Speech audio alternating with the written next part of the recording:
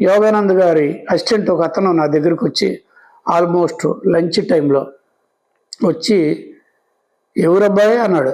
అమ్మ ఒక్కసారి ప్రాణం లేసి వచ్చింది. ఏంటంటే తెలుగు మాట్లాడుతున్నాడు అతను.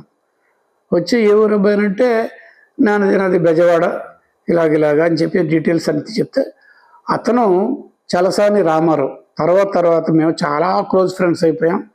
ఇప్పుడు తను 1-2 సినిమాలు డైరెక్ట్ చేశాడు తెలుగులో. ప్రస్తుతం పెద్ద సినిమాలకి కో డైరెక్టర్గా అతను వర్క్ చేస్తున్నాడు. అతను వచ్చిన కాడి నుంచి నాకు కొంచెం ఆ ఫ్లోర్లో అది ఆడేదంతా అవడం, యోగానంద్ గారు కూడా కొంచెం బాగా నా ఇంకా చూడడం లాంటి జరిగింది.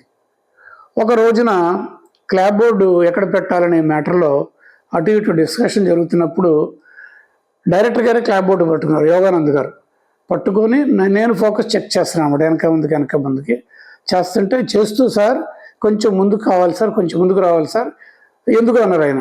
వెనకాల మనిషికి ఇక్కడున్న మనిషికి డెప్త్ ఆఫ్ ఫీల్డ్ అంటారు కదండి, ఆ మధ్యలో నేను గుర్తుందండి నాకు.